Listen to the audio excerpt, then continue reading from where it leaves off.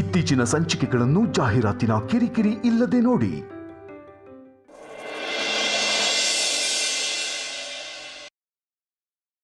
ನಾನು ನನ್ನ ಮಕ್ಕಳಿಗೆ ಜನ್ಮ ಕೊಟ್ಟಿದ್ದೆ ಸತ್ಯ ಆಗಿದ್ರೆ, ಸತ್ಯಕ್ಕೆ ಸಾವಿಲ್ಲ ಅನ್ನೋದೇ ಆಗಿದ್ರೆ, ನನ್ನ ಮಕ್ಕಳೇ ನನ್ನನ್ನು ಹುಡ್ಕೊಂಡು ಬರ್ತಾರೆ. ನೋಡ್ತಾ ಇರು ಸುಹಾಸಿನಿ.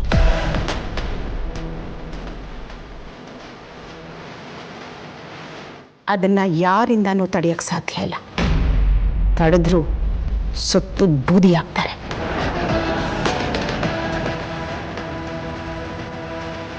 No way.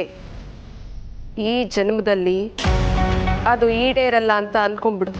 ಪ್ರಪಂಚದಲ್ಲಿ ಯಾವುದೂ ಅಸಾಧ್ಯ ಅಲ್ಲ. ಇವತ್ತು ಪ್ರಪಂಚ ನಿಂತಿರೋದೇ ನಂಬಿಕೆ ಮೇಲೆ ಸುಹಾಸಿನಿ.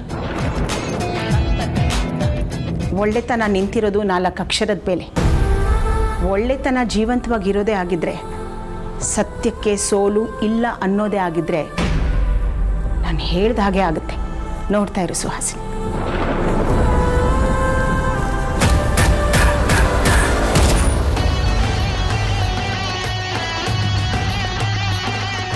ನನ್ನ ಲೈಫಲ್ಲಿ ನಾನು ಯಾವತ್ತೂ ಸೋತಿಲ್ಲ. ಸೋಲು ಅನ್ನೋದನ್ನು ನನ್ನ ಹತ್ರ ಸುಳಿಯೋದಕ್ಕೂ ನಾನು ಬಿಡಲ್ಲ. ನನಗೇನಿದ್ರು ಗೆದ್ದೆ ಅಭ್ಯಾಸ. ಬೇಕಾದರೆ ಇವತ್ತಿಂದಾನೇ ಕೌಂಟ್ ಡೌನ್ ಶುರು ಮಾಡ್ಕೊ. ಯಾರು ಗೆಲ್ತಾರೆ ಅಂತ ನೋಡೇ ಬಿಡೋಣ.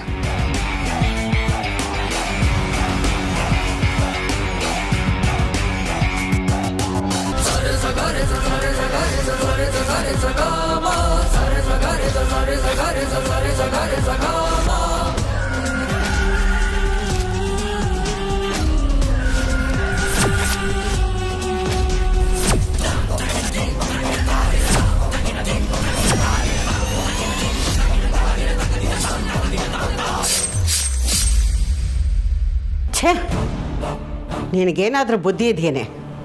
ಎಂಥ ಕೆಲಸ ಮಾಡಿದೆ ನೀನು? ಮಕ್ಕಳ ಮುಂದೆ ಸತ್ಯ ಹೇಳಲ್ಲ ಅಂತ ಆ ಸುಹಾಸಿನಿಗೆ ಯಾಕೆ ಮಾತು ಕೊಡೋದಕ್ಕೆ ಹೋದೆ? ನಾನು ಅವಳಿಗೆ ಪಾಠ ಕಲಿಸ್ಬೇಕು ಅಂದರೆ ನೀನು ಅವಳಿಗೆ ಅನುಕೂಲ ಮಾಡಿಕೊಟ್ಟಿದ್ದೀಯಲ್ಲೇ. ನನಗೆ ಯಾಕೋ ನಿನ್ನ ಕಾಲ ಮೇಲೆ ನೀನೇ ಕಲ್ಲಾಕೊಳ್ತಾ ಇದೀಯಾ ಅನ್ನಿಸ್ತಾ ಇದೆ. ನಿನಗೆ ನೀನೇ ಅನ್ಯಾಯ ಮಾಡ್ಕೊಳ್ತಾ ಇದೀಯ ವೈದೇಹಿ. ಇಲ್ಲಮ್ಮ, ನೀನು ಅಂದ್ಕೊಂಡ ಹಾಗೆ ಏನೂ ಆಗಲ್ಲ. ಯಾರೋ ನನ್ನ ಹೆಸರು ಹೇಳ್ಕೊಂಡು ಬಂದ ವಿಚಾರದಲ್ಲಿ ಸುಳ್ಳನ್ನು ಸತ್ಯ ಅಂತ ನಿರೂಪಿಸಿದ್ಲು ಸುಹಾಸಿನಿ. ಇದನ್ನು ನೋಡಿದ ಮೇಲೂ ಸುಹಾಸಿನಿ ಸುಳ್ಳು ಹೇಳ್ತಾ ಇದ್ದಾಳೆ ಅಂತ ನಾನು ವೇದಾಂತ್ ಹತ್ರ ಹೋಗಿ ಹೇಳೋಕ್ಕಾಗತ್ತಾ? ಹೇಳಿದ್ರು ವೇದಾಂತ್ ನನ್ನನ್ನು ನಂಬ್ತಾನಮ್ಮ. ಅಮ್ಮ, ನಾನು ಹಾಗೇನಾದರೂ ಮಾಡಿದ್ರೆ ನಾನು ಸುಳ್ಳಿ ಕಳ್ಳಿ ಅಂದ್ಕೊಂಡು ಸುಹಾಸಿನಿ ನನ್ನ ಮೇಲೆ ಇಲ್ದಿರೋ ಆಪಾದನೆ ಹಾಕಿ ವೇದಾಂತೆ ನನ್ನನ್ನು ಮನೆಯಿಂದ ಹೊರಗೆ ಹಾಕೋ ಹಾಗೆ ಮಾಡ್ತಾಳೆ. ಅವಳು ಹೇಳೋದೆಲ್ಲ ಕೇಳೋದಕ್ಕೆ ವೇದಾಂತನೇನು ದಡ್ಡ ಅಂದ್ಕೊಂಡಿದ್ಯಾ? ಒಳ್ಳೇದು ಯಾವುದೋ ಕೆಟ್ಟದ್ದು ಯಾವುದೋ ಅಂತ ಅವನಿಗೂ ಗೊತ್ತಾಗುತ್ತೆ. ನಿಮ್ಮಿಬ್ಬರ ಮಾತಲ್ಲಿರೋ ವ್ಯತ್ಯಾಸ ಅವನಿಗೂ ಚೆನ್ನಾಗಿ ಅರ್ಥ ಆಗತ್ತೆ. ಅವಳ ಮಾತು ಕೇಳ್ಕೊಂಡು ನಿನ್ನನ್ನು ಮನೆಯಿಂದ ಆಚೆ ಹಾಕ್ಬಿಡ್ತಾನ? ಅಮ್ಮ, ಸುಹಾಸಿನಿ ಸಾಮಾನ್ಯದವಳು ಅಂತ ಅನ್ಕೋಬೇಡ. ತನ್ನ ಮೇಲೆ ಆಪಾದನೆ ಬಂದಾಗ ಹೇಗೆ ಎಲ್ಲರೂ ನಂಬಿಸಿ ಮರಳು ಮಾಡಿ ಆಪಾದನೆಯಿಂದ ಹೊರಗೆ ಬಂದ್ಲು. ಈಗ ನೀನು ಹೇಳ್ದಾಗೆ ನಾನು ಮಾಡಿದ್ರೆ ನನ್ನನ್ನು ಅವಳು ಸುಮ್ಮನೆ ಬಿಟ್ಬಿಡ್ತಾಳ? ಒಂದು ಸಲ ಅವಳು ನನ್ನನ್ನು ವೇದಾಂತ್ ಮುಂದೆ ನಿಲ್ಲಿಸಿ ಇವಳು ಸುಳ್ಳಿ ಅಂತ ಸಾಬೀತು ಮಾಡಿದ್ರೆ ವೇದಾಂತ್ ದೃಷ್ಟಿಯಲ್ಲಿ ಕೊನೆವರೆಗೂ ನಾನು ಸುಳ್ಳಿಯಾಗೆ ಉಳ್ಕೊಂಡ್ಬಿಡ್ತೀನಮ್ಮ. ಆಮೇಲೆ ವೇದಾಂತ್ ಯಾರೋ ನನ್ನ ಹೆಸರು ಹೇಳ್ಕೊಂಡು ಬಂದಿದ್ಲಲ್ಲ, ಅವಳ ಸ್ಥಾನಕ್ಕೆ ಸೇರಿಸ್ಬಿಡ್ತಾನೆ ಅಷ್ಟೆ.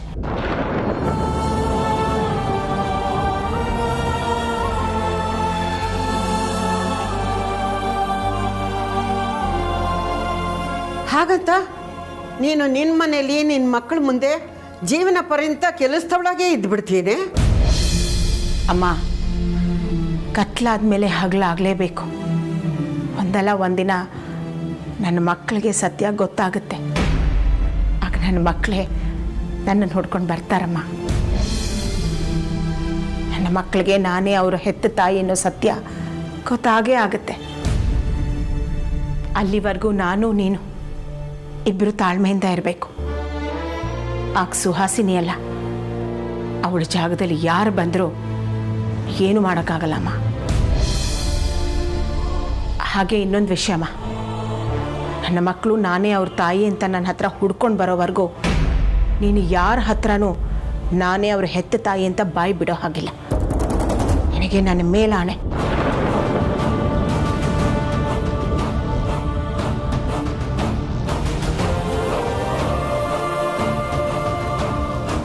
ಏನೇ ನೀನು ಸುಹಾಸಿನಿಗೆ ಮಾತು ಕೊಟ್ಟಿದ್ದಲ್ದೆ ನನ್ನ ಮೇಲೆ ಆಣೆ ಹಾಕಿ ನನ್ನನ್ನು ಕಟ್ಟಾಕ್ಬಿಟ್ಟಲ್ಲೇ. ಇದನ್ನೆಲ್ಲ ಇಲ್ಲಿಗೆ ಬಿಟ್ಬಿಡೋಣಮ್ಮ. ಬನ್ನಿ, ತುಂಬ ಹೊತ್ತಾಯ್ತು, ಮಲಗಿ.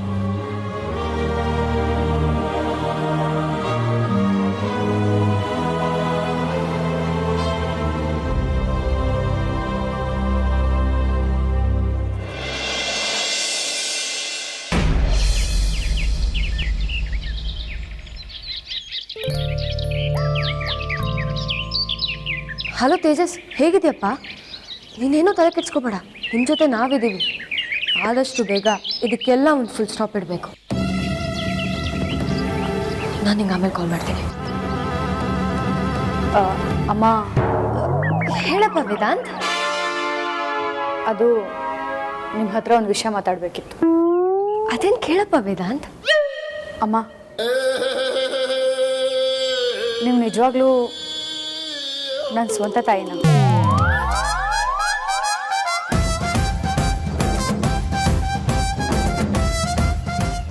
ಯಾಕಪ್ಪ ಈ ಥರ ಕೇಳ್ತಿದ್ಯಾ? ನೀನು ತಮಾಷೆ ಮಾಡ್ತಾ ಇಲ್ಲ ತಾನೆ? ತಮಾಷೆ ಮಾಡ್ತಿರೋದು ನೀವು, ನನ್ನ ಲೈಫಲ್ಲಿ ಆಟ ಆಡ್ತಿರೋದು ನೀವು. ನೋಡಿ, ನೀವು ಆ ತೇಜಸ್ ಕಡೆಯವರು ಅಂತ ನನಗೆ ಚೆನ್ನಾಗಿ ಗೊತ್ತು. ನಾನಾಗಿ ನಾನೇ ನಿಮ್ಮನ್ನ ಈ ಮನೆಯಿಂದ ಆಚೆ ತೊಳೋಕ್ಕೂ ಮುಂಚೆ ನೀವೇ ಈ ಮನೆಯಿಂದ ಆಚೆ ಹೋದ್ರೆ ಚೆನ್ನಾಗಿರುತ್ತೆ. ವೇದಾಂತ್, ನನ್ನ ಐ ಸೆಡ್ ಗೆಟ್ ಔಟ್. ನನ್ನ ಹೆಸರು ಕರೆಯೋ ಯೋಗ್ಯತೆನೂ ನಿಮ್ಗಿಲ್ಲ, ಹೋಗಿ. ನೋಡಪ್ಪ ವೇದಾಂತ್, ಯಾರೋ ಹೇಳಿದ ಮಾತನ್ನ ಕೇಳ್ಕೊಂಡು ನಿಮ್ಮ ಅಮ್ಮನ ಮೇಲೆ ಅನುಮಾನ ಪಡ್ತಾ ಇದೆಯಲ್ಲ. ಪ್ಲೀಸ್ ನನ್ನ ಮಾತು ಕೇಳು ವೇದಾಂತ್. ಬೇಕಿದ್ರೆ ನಾನೇ ನಿನ್ನ ಮೇಲೆ ಆಣೆ ಮಾಡ್ತೀನಿ. ನಿಜವಾಗ್ಲೂ ನಾನೇ ನಿಮ್ಮ ಅಮ್ಮ ಕಣಪ್ಪ. ಬರೀ ನೀವು ಅಂದ್ಕೊಂಡ್ರೆ ಸಾಲದು, ನಮಗೂ ನೀವಮ್ಮ ಅಂತ ಅನಿಸ್ಬೇಕಲ್ವಾ? ಬಟ್ ನಿಮ್ಮ ಈ ಬಿಹೇವಿಯರ್ ನೋಡಿದ್ರೆ ನನಗೆ ಹಾಗೆ ಅನ್ನಿಸ್ತಿಲ್ಲ. ನೀವು ಅಮ್ಮ ಅಂತ ಹೇಳ್ಕೊಂಬಂದು ನಮಗೆಲ್ಲ ಮೋಸ ಮಾಡ್ತಾ ಇದ್ದೀರಾ. ನಿಮ್ಮನ್ನು ಮಾತ್ರ ನಾನು ಸುಮ್ಮನೆ ಬಿಡಲ್ಲ. ಇವತ್ತು ನಾನು ನಿಮ್ಮನ್ನು ಏನು ಮಾಡ್ತೀನಂತ ನೋಡ್ತಾ ಇರಿ. ವೇದಾಂತ್, ಅದಿತಿ, ಮಂಜು, ಇದು ತಮಾಷೆ ಮಾಡೋ ಟೈಮಾ?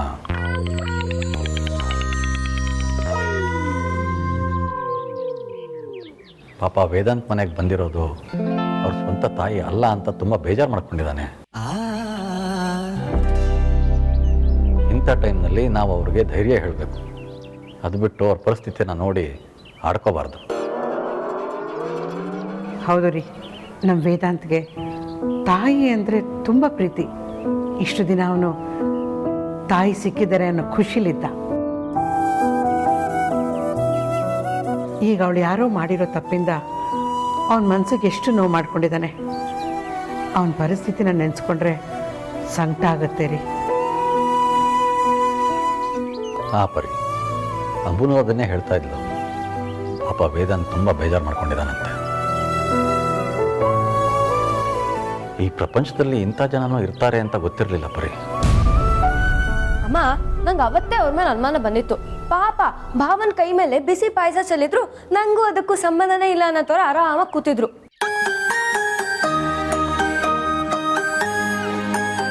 ಅಲ್ಲ, ಅವ್ರು ನಿಜವಾಗ್ಲೂ ಸ್ವಂತ ತಾಯಿನೇ ಆಗಿದ್ರೆ ಈ ತರ ಮಾಡ್ತಿದ್ರ ಹೇಳು?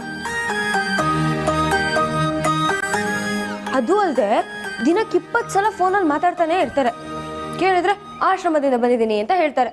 ಅಲ್ಲ, ಆಶ್ರಮದಿಂದ ಬಂದವ್ರಿಗೆ ಅಷ್ಟೊಂದು ಫೋನ್ ಯಾರು ಮಾಡ್ತಾರೆ? ಅವ್ರಿಗೆ ಅಂಥದ್ದು ಕೆಲಸ ಏನಿರುತ್ತೆ? ಅಂಜು, ನೀನು ಹೇಳ್ತಾ ಇರೋದು ನಿಜಾನೇ. ನನಗೂ ಅದೇ ಥರ ಅನುಮಾನ ಬಂದಿತ್ತು.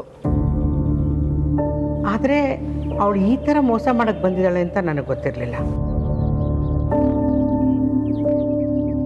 ಪಾಪ ವೇದಾಂತು ತುಂಬ ಬೇಜಾರು ಮಾಡ್ಕೊಂಡಿದ್ದಾನೆ ಅಂತ ಅನ್ಸುತ್ತೆ. ನಾನು ಇವತ್ತೇ ಹೋಗಿ ಮಾತಾಡ್ಸ್ಕೊಂಡು ಬರ್ತೀನಿ. ಹೋಗಲಿಲ್ಲ ಅಂದರೆ ಸುಮ್ಮನೆ ಅಪವಾದ ಬರುತ್ತೆ. ಬೇಡ ಪರಿ, ವೇದಾಂತು ಈಗಾಗಲೇ ತುಂಬ ನೋವಲ್ಲಿದ್ದಾನೆ. ನಾವು ಅಲ್ಲಿಗೆ ಹೋಗಿ ಇನ್ನಷ್ಟು ನೋವು ಕೊಡೋದು ಬೇಡ. ಸಮಯ ಕಳೆದ ಹಾಗೆ ಅವನು ಆ ನೋವಿನಿಂದ ಹೊರಗಡೆ ಬರ್ತಾನೆ. ಹೌದು ರೀ, ನೀವು ಹೇಳೋದು ಸರಿಯಾಗಿದೆ. ಸಮಾಧಾನ ಹೇಳೋ ನೆಪದಲ್ಲಿ ಇನ್ನಷ್ಟು ನೋವು ಕೊಡ್ತೀವೇನೋ. ಹೋಗಲಿ ಬಿಡಿ, ನಾ ಹೋಗಲ್ಲ.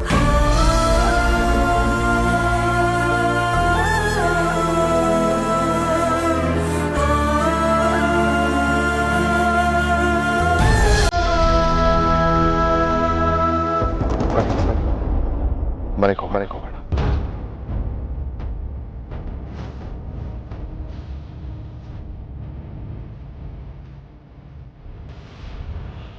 ಅವನು ಆಸ್ತಿ ಪೇಪರ್ಸೇ ಸೈನ್ ಮಾಡಿರೋದನ್ನ ಒಂದ್ಸರಿ ತೋರಿಸ್ತೀರಾ? ಒಂದು ನಿಮಿಷ ಇರು.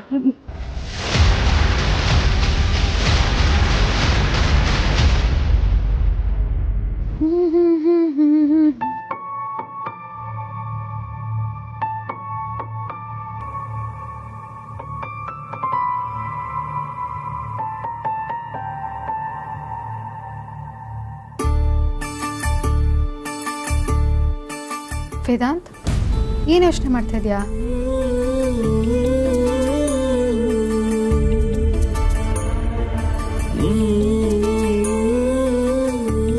ಟೈಮ್ ಎಷ್ಟಾಗಿದೆ ಅಂತ ಗೊತ್ತಿದ್ಯಾ? 9 ಕಾಲಾಗಿದೆ. ಯಾಕಿನ್ನೂ ಆಫೀಸ್ಗೆ ಹೋಗಿಲ್ಲ? ಇಲ್ಲ ವಿಚಾರಿ,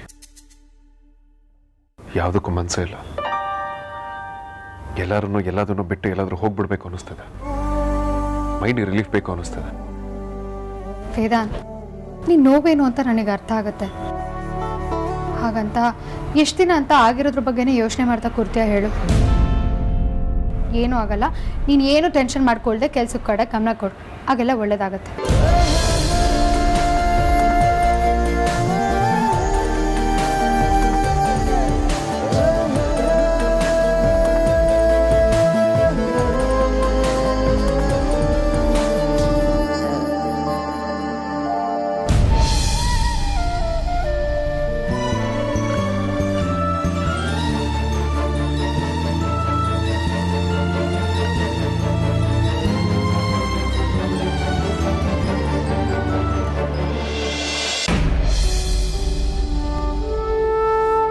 ಮರೆಯುವಂಥ ವಿಷಯ ಆಗಿದ್ರೆ ಖಂಡಿತವಾಗ್ಲೂ ಮರೆತಿದೆ ಮೂಲ್ಯ.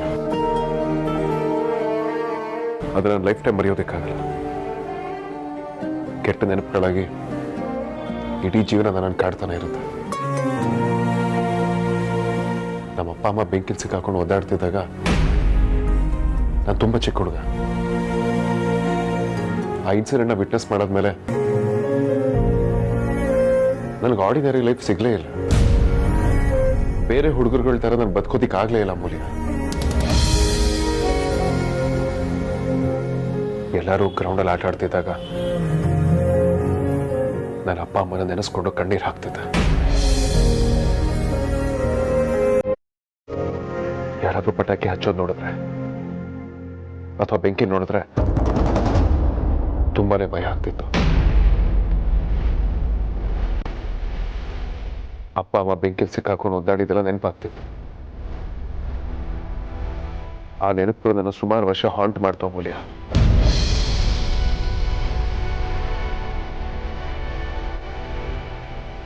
ಅಫ್ಕೋರ್ಸ್ ಎವೆಂಚುಲಿ ಆ ನೆನಪುಗಳು ಕಡಿಮೆ ಆಗ್ತಾ ಹೋದ್. ಏನೇನೆಲ್ಲ ಮರ್ತೇ ಹೋಗ್ತಿದ್ದೇನೆ ಅಷ್ಟರೊಳಗೆ ಅಮ್ಮ ಇನ್ನೂ ಬದುಕಿದ್ದಾರೆ. ಅವ್ರನ್ನ ಹುಡುಕ್ಬೇಕು ಅಂತ ಚೆನ್ನಾಗಿ ಹುಡುಕ್ಸಿದ್ರೆ ಈಗ ನೋವನ್ನ ಪರ್ಮನೆಂಟ್ ಮನಸ್ಸಲ್ಲಿ ಉಳಿಯೋ ಹಾಗೆ ಮಾಡ್ಬಿಟ್ರೆ.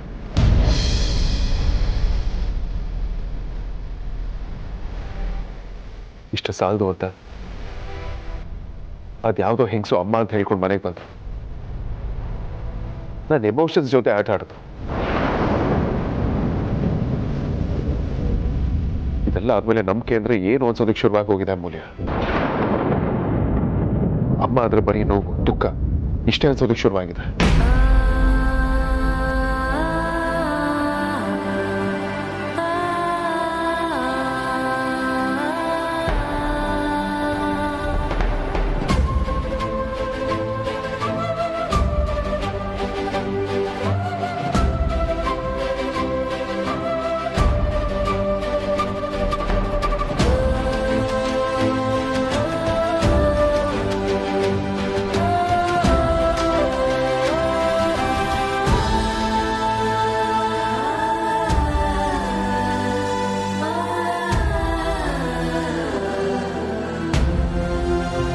ಸಾರಿ ವೇದಾಂತ್, ನಿಂಗೆ ಹರ್ಟ್ ಆಗಲಿ ಅಂತ ನಾವೆಲ್ಲ ಆ ಥರ ಮಾಡಲಿಲ್ಲ. ಏನೋ ತಿಳಿದೇ ಆ ಥರ ಆಗೋಯ್ತು. ಹೊಸ ವರ್ಷಕ್ಕೆ ಹಳದನ್ನೆಲ್ಲ ಮರೆತು ಏನಾದರೂ ಹೊಸದಾಗಿ ಮಾಡೋಣ, ಹಾಗೆಲ್ಲ ಒಳ್ಳೇದಾಗತ್ತೆ. ಏನಂತೀಯ ವೇದಾಂತ್? ಪ್ಲೀಸ್ ಏನಾದರೂ ಮಾತಾಡು.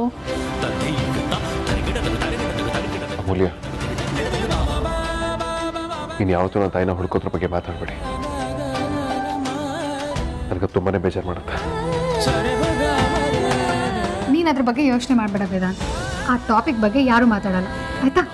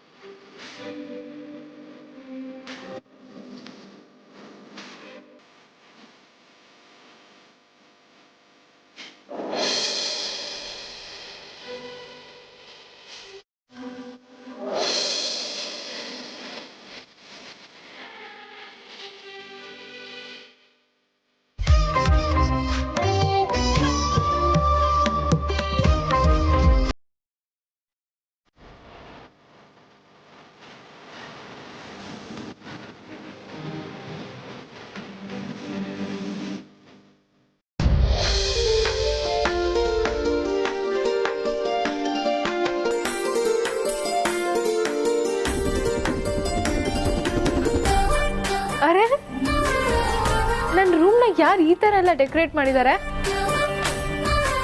ಮೋಸ್ಟ್ಲಿ ಈ ಕೆಲಸ ಬಿಕ್ಕಿದೆ ಅನ್ಸುತ್ತೆ. ವಿಕ್ಕಿ, ವಿಕ್ಕಿ,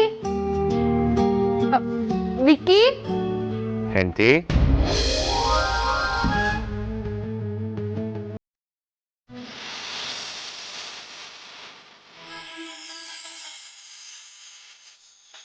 ಏನ್ ವಿಕ್ಕಿ ಇದೆಲ್ಲ?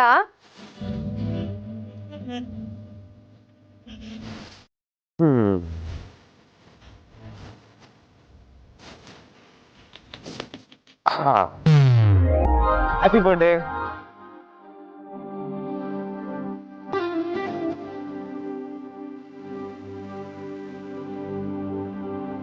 ವಿಕ್ಕಿ, ಏನಿದೆ ಹುಡುಗಾಟ? ಅಲ್ಲ, ಇಷ್ಟು ಬೇಗ ನನ್ನ ಬರ್ಡೇ ಯಾವಾಗಂತ ಮರ್ತೋದ್ರಾ? ನಾನು ವಿಶ್ ಮಾಡಿದ್ದು ನಿಮ್ಗಲ್ಲ ಹೆಂಡತಿ. ಹೌದಾ? ಮತ್ತಿನ್ಯಾರ್ಗೆ? ನಮ್ಮ ಜೂನಿಯರ್ಗೆ. ಜೂನಿಯರ್ಗ? ಅದು ನಮ್ಮ ಜೂನಿಯರ್ಗೆ 6 ತಿಂಗಳಾಯ್ತಲ್ವಾ, ಅದಕ್ಕೆ.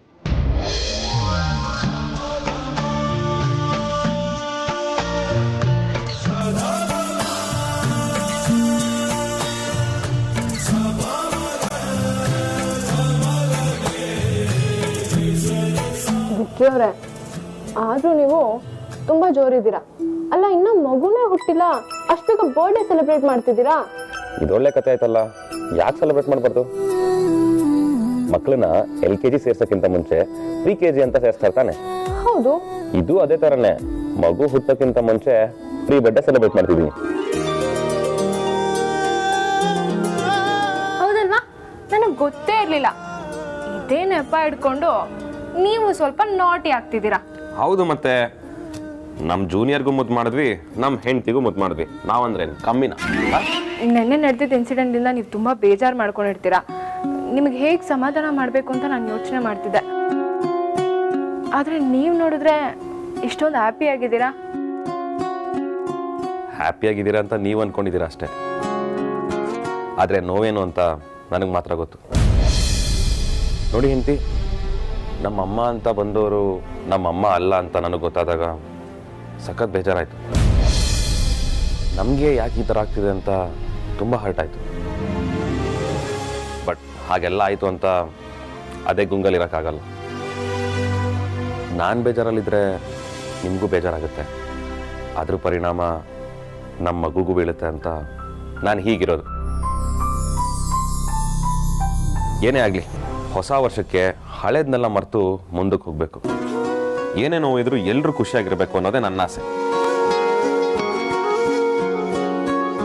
ವಿಕ್ಕಿ, ನಿಮ್ಮ ಮನ್ಸಲ್ಲಿ ಎಷ್ಟೇ ನೋವಿದ್ರು ಆ ಕಷ್ಟನ ಯಾರಿಗೂ ತೋರಿಸ್ದಂಗೆ ಖುಷಿಯಾಗಿರ್ತೀರಲ್ಲ, ಈ ಗುಣನೇ ನನಗೆ ತುಂಬಾ ಇಷ್ಟ. ಇದೇ ಗುಣ ನನ್ನ ಮಗುಗೂ ಬರಲಿ ಅಂತ ದೇವ್ರ ಹತ್ರ ಬೇಡ್ಕೊಂತೀನಿ.